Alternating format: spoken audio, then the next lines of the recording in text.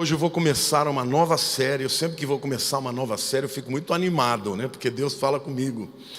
A série que eu vou começar é a Bíblia que Jesus leu. Sabe, gente, o Velho Testamento tem sido grandemente criticado nos nossos dias. Como se fosse uma velha aliança, um velho testamento, alguma coisa obsoleta, alguma coisa que já não tem mais importância e não tem valor. Mas eu não gosto do nome Velho Testamento, eu gosto da velha aliança, e nem tampouco digo velha, no sentido de não ter mais importância, porque a sua força é extraordinária. O Velho Testamento, alguns teólogos dizem, é o Novo Testamento escondido. E o Novo Testamento é o Velho Testamento revelado. A velha aliança aponta para Jesus. E nós devemos ler a velha aliança, o Velho Testamento, com o mesmo temor, sabendo que é a palavra de Deus que o Novo Testamento.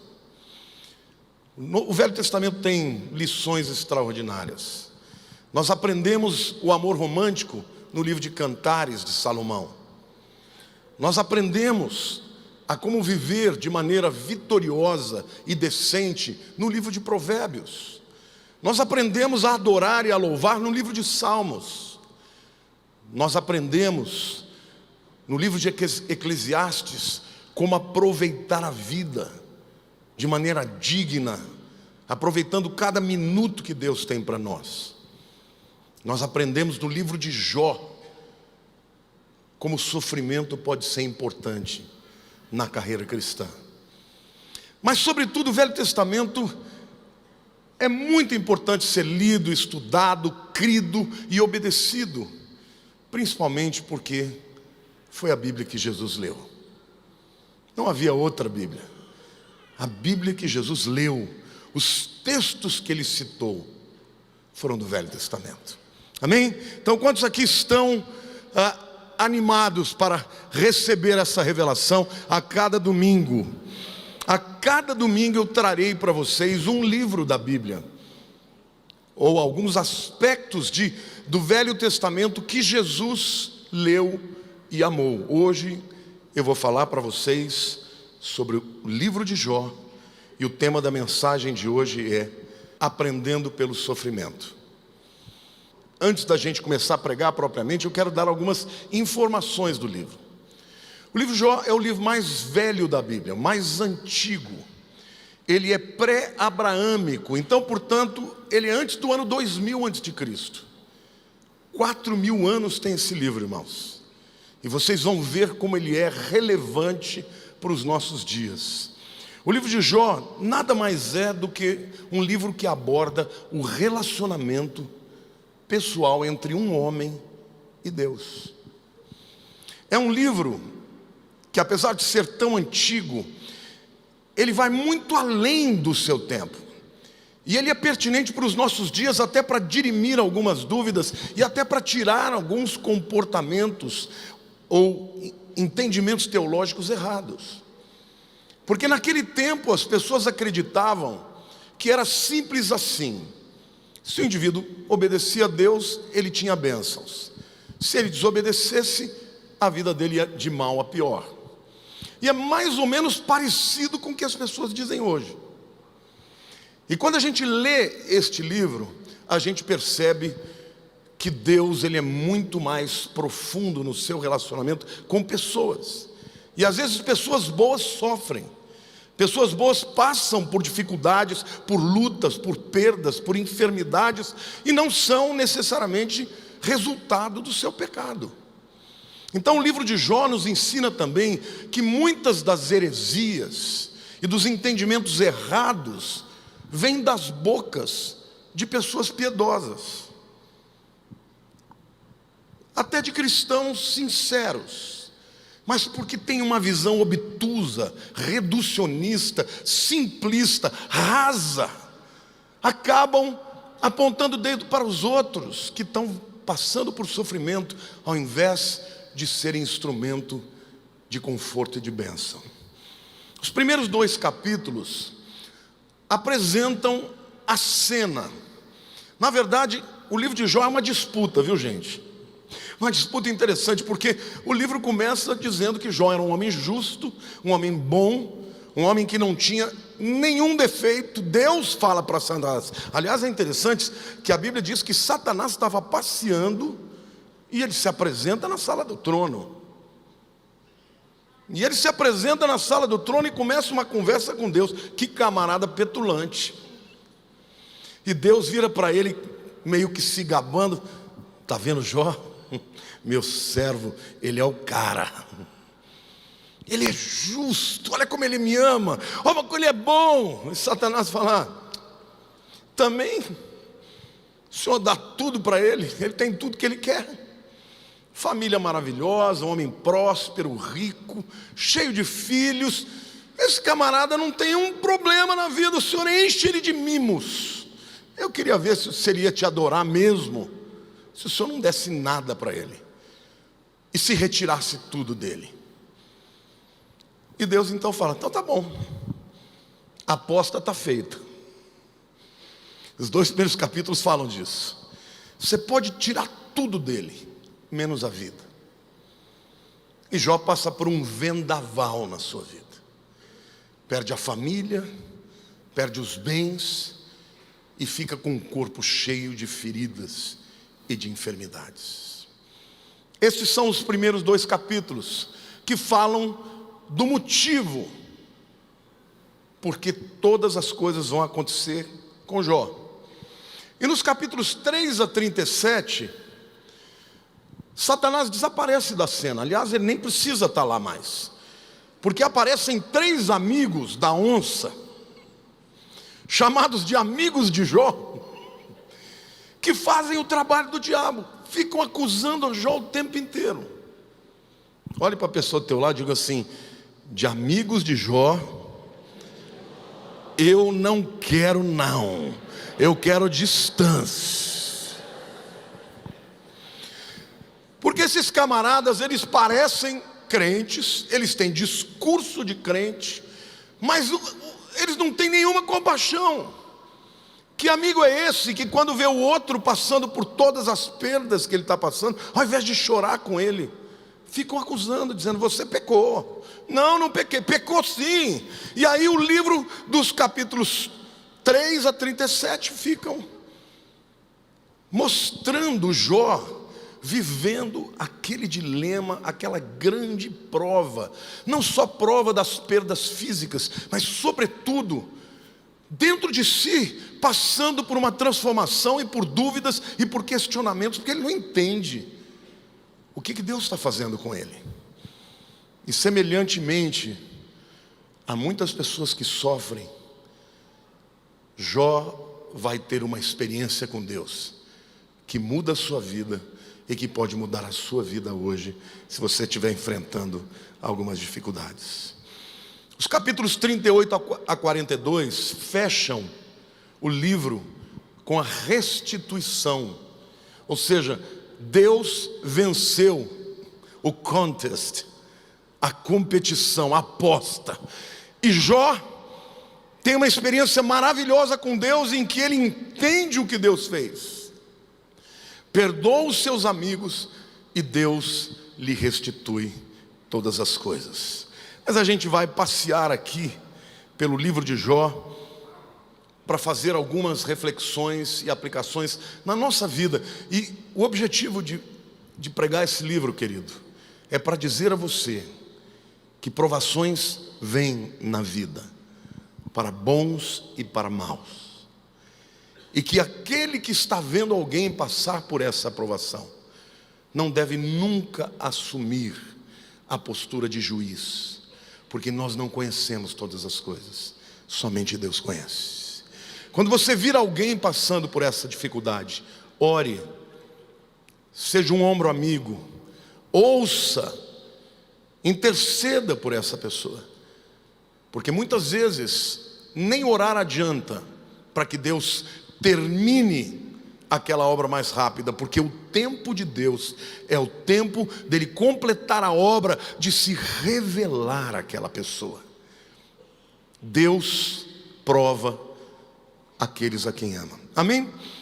A segunda reflexão que eu quero fazer sobre o livro é que essa é uma história atemporal. Por quê? Porque o sofrimento faz parte da vida humana. Quantos estão vivendo um momento de sofrimento agora? Pode ser uma enfermidade, pode ser um problema na família, pode ser um problema financeiro, ou pode ser todas essas coisas juntas. O sofrimento não escolhe pessoas, ele vem para pobres e ricos, para jovens e velhos, ele vem para pessoas cultas e pessoas simples. O sofrimento é parte da nossa vida, para os letrados e para os iletrados. E o sofrimento, isso eu aprendi na minha própria vida com experiência. Nós não aprendemos na vitória. A vitória a gente celebra. O que nos ensina na vida é o sofrimento. São as lutas e as provações. Então, é por isso que a palavra de Deus diz em Tiago: meus irmãos, tende por motivo de toda alegria. Não alegria humana, emocional, mas espiritual. O passardes por muitas provações. Porque a prova é que transforma o indivíduo e que faz dele alguém melhor. Amém? Olhe para a pessoa do teu lado e diga: Deus vai falar com você nessa manhã. Para vocês terem uma ideia da importância do livro de Jó, João Calvino, um dos pais da Reforma, o principal pregador reformista da teologia reformista, esse camarada deixou 700 sermões escritos. Dos 700, 159 foram em cima do livro de Jó. Veja a importância que esse livro tem. Mas o contexto do livro nada mais é do que esta luta entre Deus e Satanás, luta na qual Jó é um dos protagonistas. E ele não tem a mínima ideia porque que ele está passando por aquela luta. E mesmo aquilo que nós temos revelado no livro, irmãos, não é tudo. Existem verdades subjacentes no livro de Jó que mesmo nós lendo a Bíblia nós não vamos ter nunca, só lá nos céus. O próprio C.S. Lewis escreve a respeito disso no seu ensaio chamado Deus no Estaleiro. Ele diz assim: o homem antigo se aproximava de Deus como um acusado se aproxima de um juiz. Para o homem moderno, os papéis estão trocados. Ele é o juiz e Deus está no banco dos réus.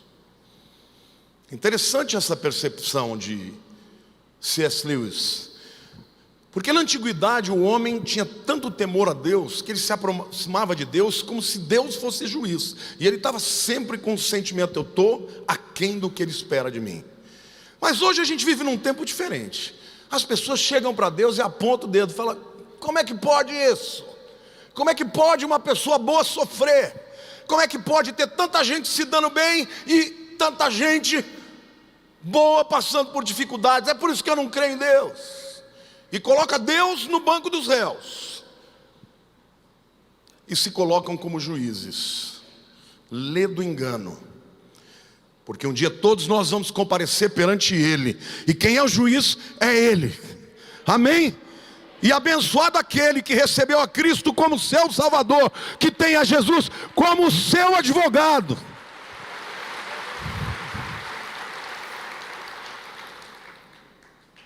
Mas o contexto do livro é este. E algumas pessoas importantes também nesta trama são os amigos de Jó. Depois do capítulo 2, são eles que assumem o papel de acusação. O discurso deles, se você nunca leu o livro de Jó, eu te desafio a ler. É um discurso baseado numa teologia behaviorista.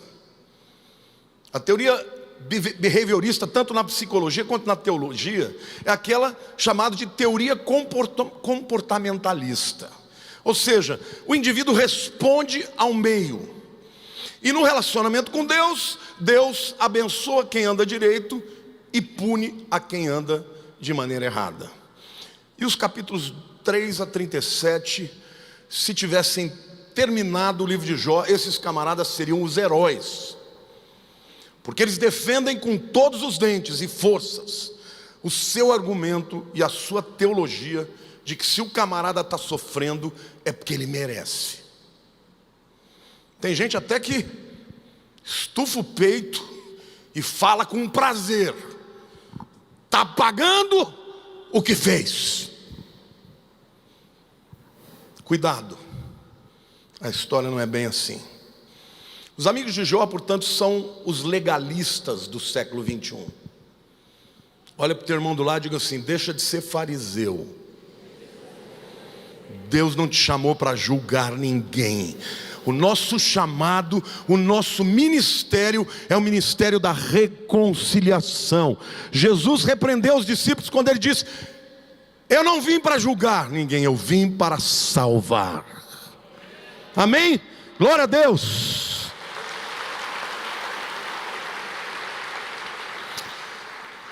Mas o personagem principal, sem dúvida alguma, é Jó. E Jó está absolutamente preso nos ingredientes dessa trama. Ele se preocupa exclusivamente com o seu sofrimento. Quando uma pessoa sofre muito, gente, não dá para ficar pensando em muita coisa. Como é que ele enxerga a situação pela qual ele está passando? Ele não tem a mínima noção de que ele está passando por uma luta por causa de uma disputa entre Deus e o diabo. Isso é muito semelhante àqueles que sofrem. Quantos aqui já passaram por um sofrimento e nunca conseguiram entender por quê? É a nossa história, né? A gente não entende, a gente não tem respostas. A gente quer respostas, a gente procura as respostas. E às vezes as respostas que os outros nos dão não são suficientes. Simplesmente porque Deus não quer revelar.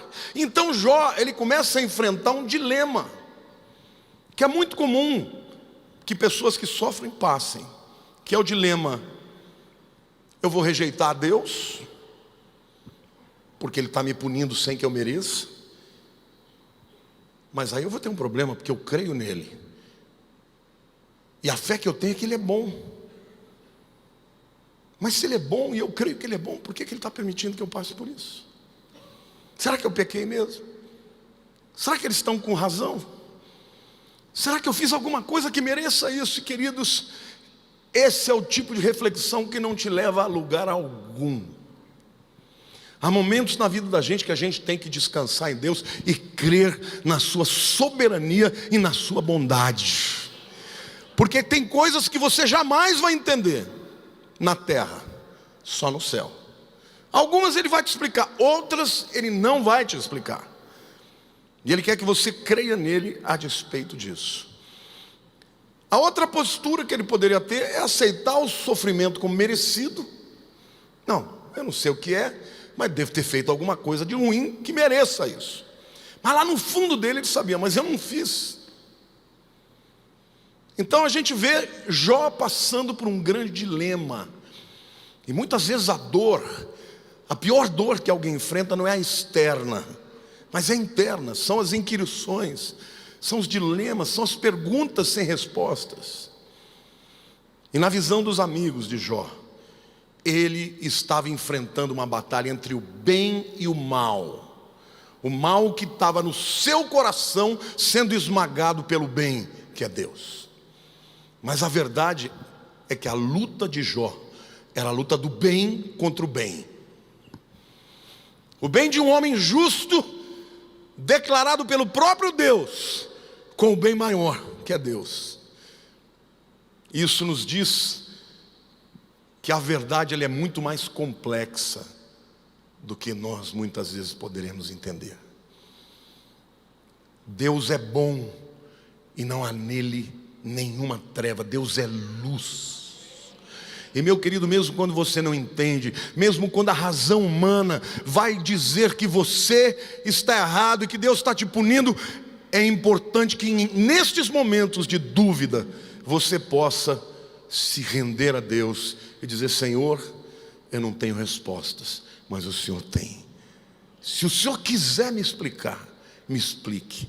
Se não quiser, eu ainda assim, eu creio em Ti. Amém?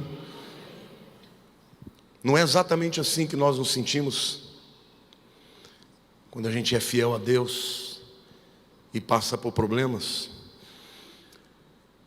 E no discorrer do livro, Jó começa a vacilar, que é absolutamente normal para pessoas que estão vivendo momentos de luta. E ele começa a vacilar e ele começa até se contradizer. Num determinado momento ele diz: não, eu creio. No outro momento ele fala: acaba com a minha vida, porque não vale a pena. Eu quero ler aqui alguns textos que revelam uma alma absolutamente perdida, sem saber o caminho que deve tomar. Lá no capítulo 7, versículos 19 a 21, o texto diz assim: até quando não apartarás de mim a tua vista? Até quando o Senhor não vai tirar os olhos de mim? Até quando não me darás tempo de engolir a minha saliva?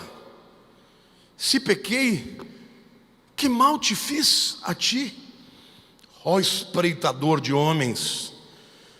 Porque fizeste de mim um alvo para ti, para que a mim mesmo não seja pesado. Porque não perdoas a minha transgressão e não tiras a minha iniquidade. Pois agora me deitarei no pó, e se me buscas, já não serei. Ele está dizendo: se eu pequei, mostra onde está o meu pecado. Ou então tira a vista de mim, para de olhar para mim, que eu estou chegando num ponto que eu vou virar pó. E se o Senhor olhar para mim, não vai existir mais o Jó. Eu já não mais serei, eu já terei morrido, eu estou a ponto de ser destruído. E que eles saibam que existem pessoas que passam por provas e não suportam, tiram a vida. Nos últimos anos tem sido comum a gente ouvir até de pastores tirando a vida. E muitos que veem esse tipo de comportamento já julgam: estava em pecado, alguma coisa ele fez. Queridos, eu quero dizer para você que Deus não nos chamou, inclusive, para dizer o destino dessas pessoas, se elas vão para o céu, se não vão. Eu só quero te dizer uma coisa: Deus não tem prazer na morte do ímpio, mas que ele se arrependa e viva. Mas vivemos tempos difíceis, em que é mistério e necessário que nós tenhamos um relacionamento forte com Deus, para não sucumbir.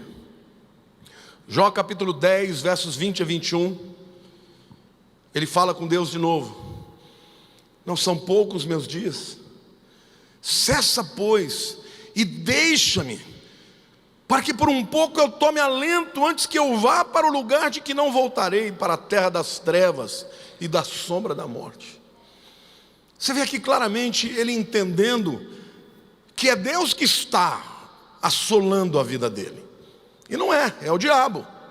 Mas ele está entendendo que é Deus, e ele diz: já não vivi demais, já não sofri demais, me deixa, porque eu estou muito perto da morte, de ir para a terra de onde não tem volta.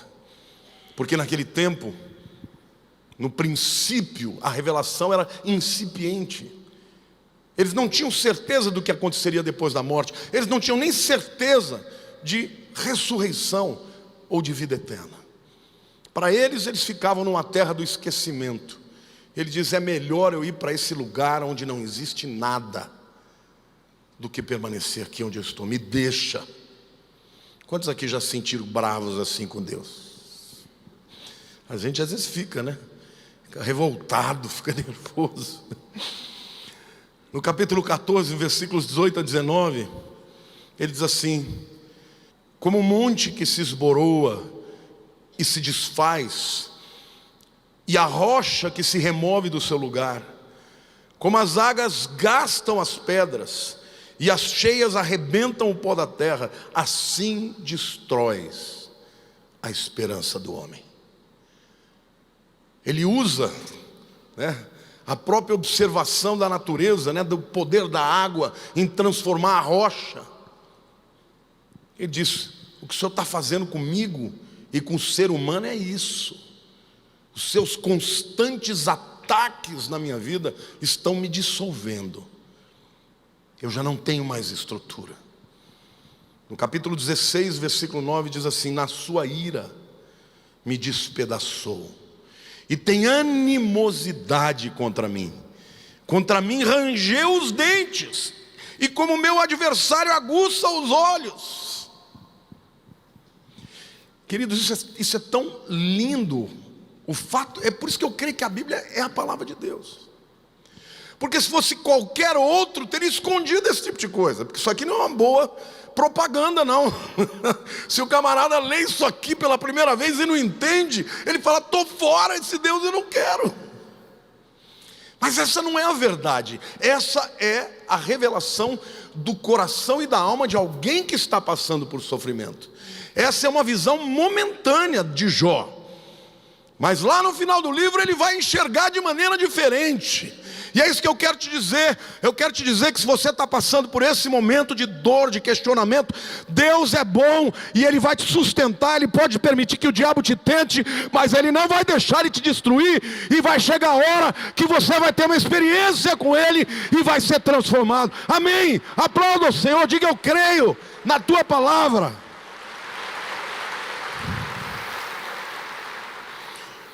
O próprio C.S. Lewis, na minha opinião, o maior teólogo do século XX, o homem mais profundo, já li quase que toda a sua obra, não conheço ninguém igual a ele, em profundidade e entendimento das Escrituras e do coração de Deus.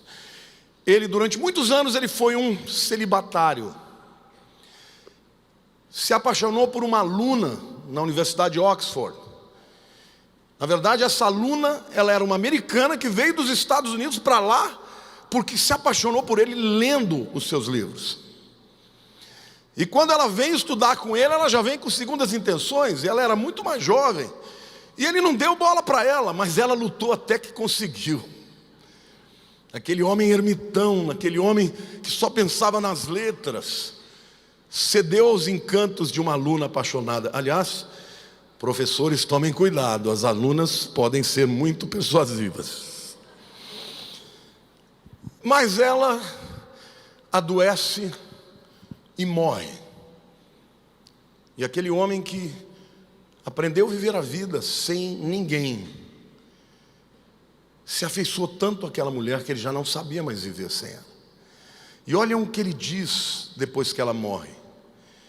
Ele fala para Deus: não que eu corra o perigo de deixar de acreditar em Deus.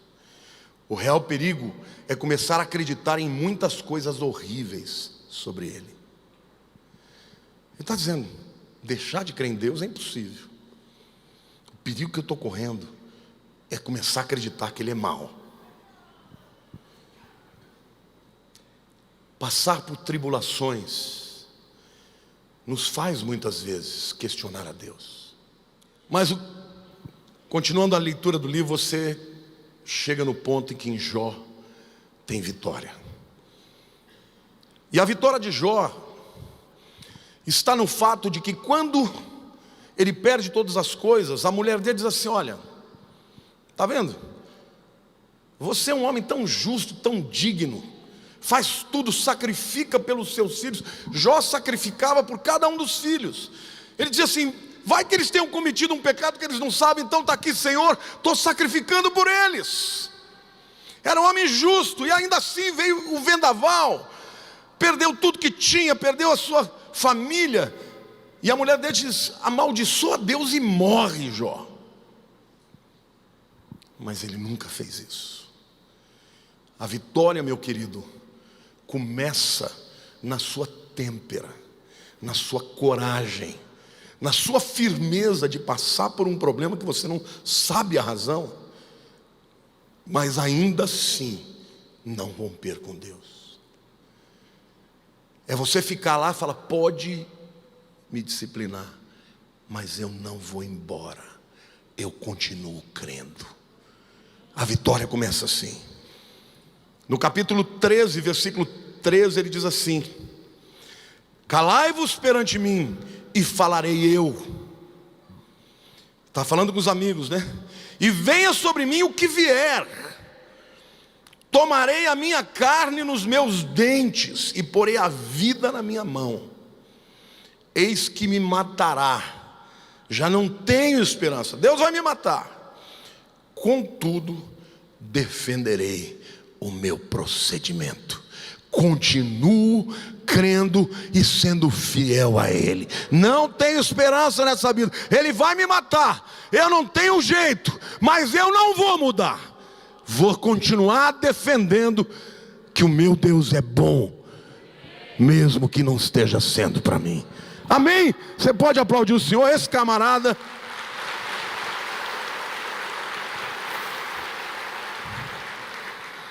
Em seguida ele afirma a sua fé em meio à dor. Capítulo 6, versos 8 a 10, ele diz o seguinte: quem dera que se cumprisse o meu pedido, e que Deus me concedesse o que anelo, que fosse do agrado de Deus esmagar-me, que soltasse a sua mão e acabasse comigo. Isto ainda seria a minha consolação, e saltaria de contente na minha dor, que Ele não poupa, porque não tenho negado as palavras do santo. Alguém vai dizer, esse cara é masoquista. Ele não é masoquista. Ele tem fé. Ele sabe, ele diz, Deus está me esmagando, Deus está, por alguma razão está me punindo, mas eu mantenho a minha fé. Não tenho negado as palavras do santo. Deixa eu te dizer uma coisa, meu amado. Se você está vivendo um problema ou um período de crise, lute contra os seus pensamentos e profira palavras de bênçãos. Amém? Porque a promessa de Deus que o choro pode durar uma noite inteira, mas a alegria vem no amanhecer. Deus tem respostas. Deus tem um tempo para terminar a sua aprovação. Em seguida, Jó pede por um mediador. E aqui a gente já começa a perceber Deus revelando que o homem sozinho, ele jamais vai conseguir chegar no patamar que ele precisa, em qualquer que seja a demanda da vida, e principalmente nas demandas espirituais. E o mediador que ele tanto anela tem um nome. Como é que chama? Como é que chama, irmãos? Como chama esse mediador? O único mediador entre Deus e os homens, Jesus. No capítulo 9, nos versos 30 a 33, ele diz assim: ainda que me lave com água de neve e purifique as mãos com cáustico, mesmo assim me submergirás no lodo, e as minhas próprias vestes me abominarão. Porque ele não é homem como eu, a quem eu responda, vindo juntamente a juízo. Não há entre nós árbitro que ponha a mão sobre nós ambos? Aqui parece que Jó já começou a perceber que a justiça que ele tinha era superficial, que era uma justiça e que ele era melhor do que muitos homens, mas que perante Deus ele ainda era sujo, era pecador. E aí ele reconhece isso, ele diz, será que não há um mediador que põe a mão entre ele e o juiz, e eu, o réu? Há um mediador, e esse mediador já estava ali no primeiro livro da Bíblia, sendo engendrado, sonhado, e a linha da palavra de Deus no Velho Testamento caminha de revelação a revelação, até que na plenitude dos tempos venha o Filho de Deus em forma de homem, para Ele mesmo ser o intercessor entre Deus e os homens, Jesus Cristo, o nosso Senhor e o nosso Salvador. Aleluia, igreja!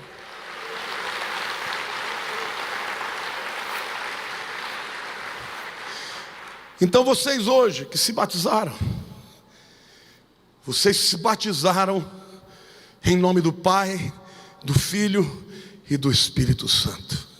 O Pai é aquele que criou, o Filho é quem nos redime, e o Espírito Santo é aquele quem habita em nós. Mas quando nós nos batizamos, nós reconhecemos que somos pecadores e precisamos morrer com Cristo para ressuscitar com Ele. Amém? Jó está descendo a níveis mais profundos no seu entendimento. Deve haver alguém, algum mediador que possa estar entre mim e Ele, que põe a mão nele e põe a mão em mim. Esse mediador é Jesus. Esse mediador é aquele a quem nós devemos clamar nos momentos de dificuldade, irmãos. Clame a Ele, porque Ele é o nosso intercessor, e hoje perante o Pai Ele está intercedendo por você e por mim. Amém? Vocês sabem que os rabinos dizem, existe uma ciência chamada gematria. No hebraico, cada letra tem um valor numérico. E o nome de Satanás, Hassatan, é o acusador. Forma o número 364, somando todas as letras. E os rabinos dizem que Satanás poderia acusar 364 dias, menos no dia do Yom Kippur, que era o dia que um cordeiro era sacrificado e entrava no Santos dos Santos, e ali aquele sangue perdoava os pecados de toda a nação. Então eles diziam, Satanás podia comparecer qualquer dia, menos no dia do Yom Kippur. Mas eu quero dizer, querido, que Jesus Cristo veio e morreu de uma vez por todas. Se Satanás podia acusar 364 dias e ele não podia, hoje ele já é derrotado 365 dias do ano, 24 horas do dia, 7 dias na semana, porque uma vez por todas o sangue de Jesus nos purifica de todos os pecados. Amém? Aplauda mais, glorifique mais. Esta é uma verdade extraordinária.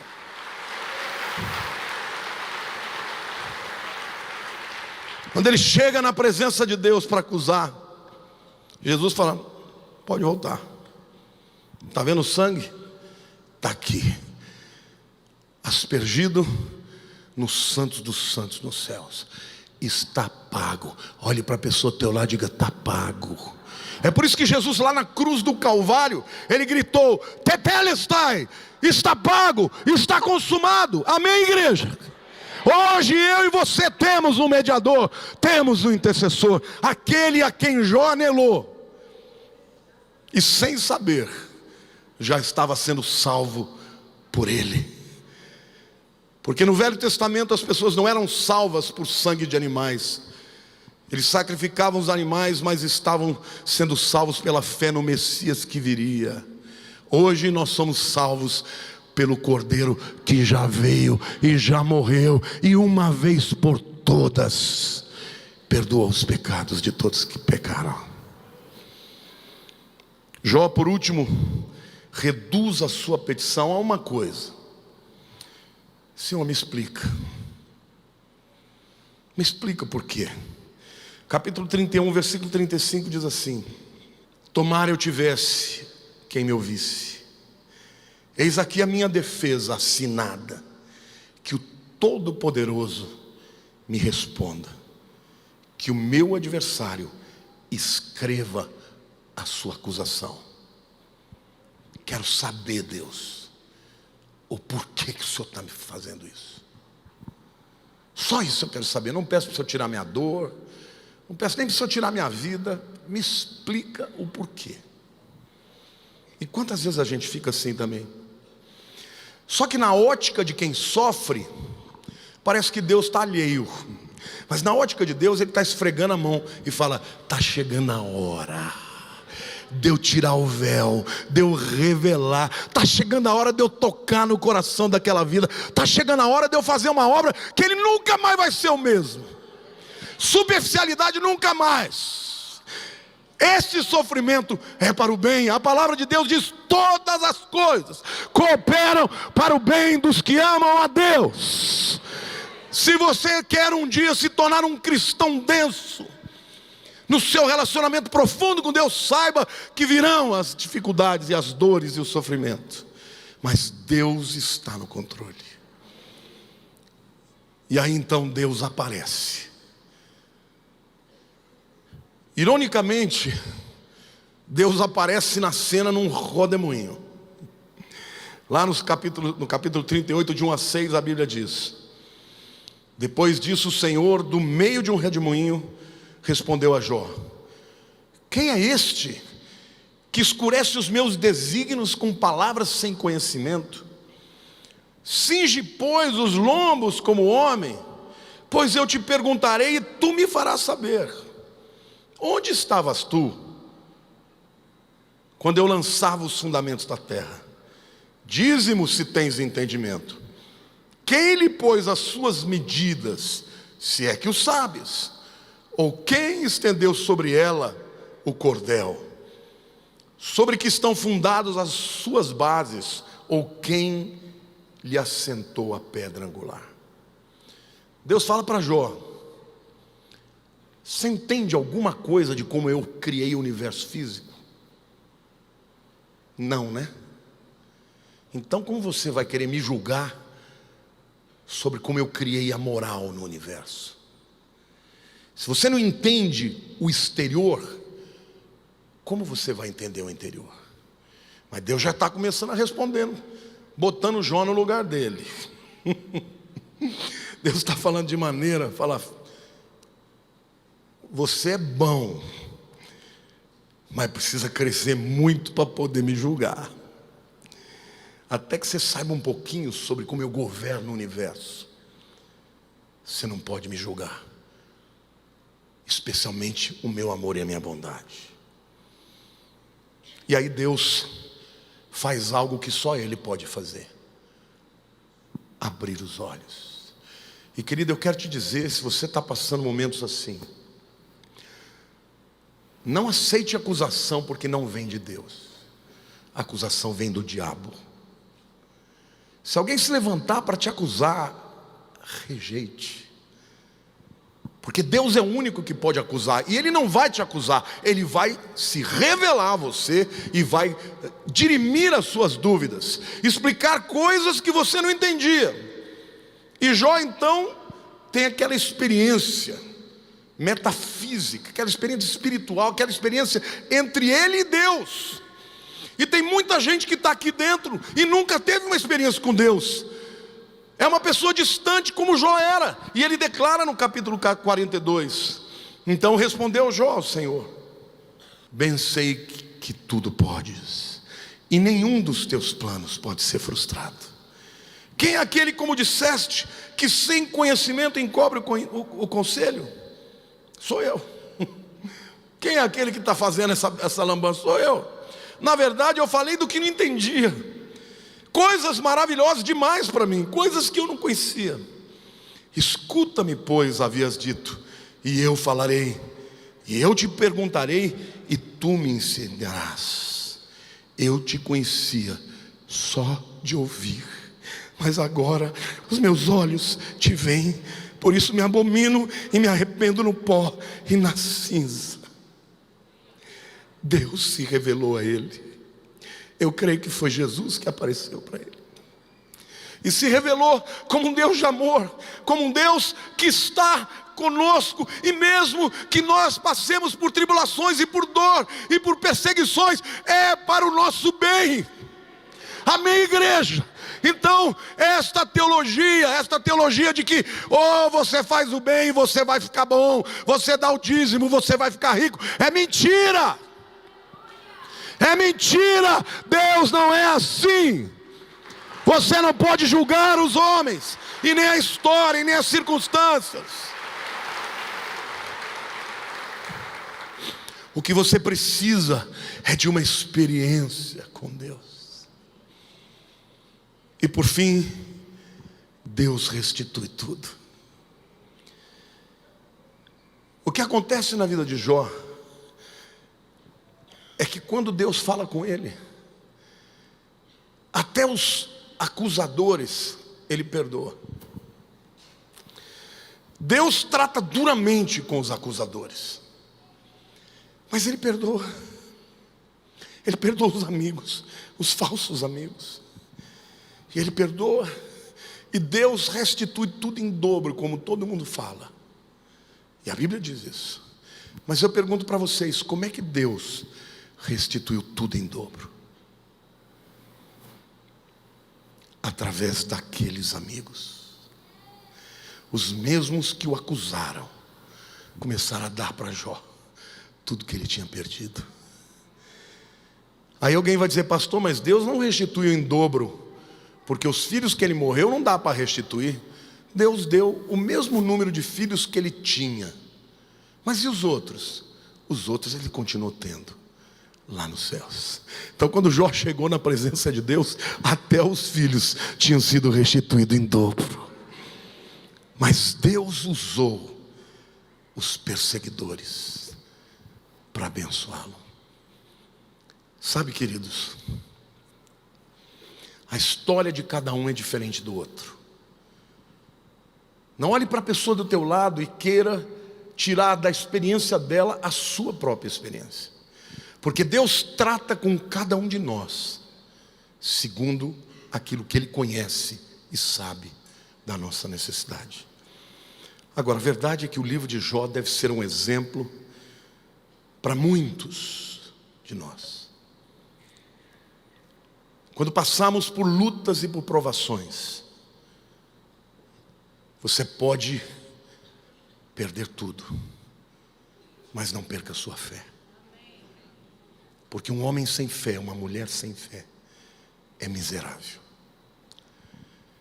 Deus é bom e Ele nunca deixará de ser. Quando passar o tempo da prova, virá o tempo da restituição. Quando passar o tempo da dor, virá o tempo da alegria. Quando passar a disciplina, virá a exaltação. Deus vai trocar a sua vergonha e vai trazer dupla honra. Você está me entendendo? Agora, o que saiu de melhor ali é que Jó era um religioso sincero, mas ele dizia: eu te conhecia de ouvir falar, agora os meus olhos te veem. Deus quer se revelar a você, e você poder dizer: eu creio nisso, porque eu experimentei isso na minha vida.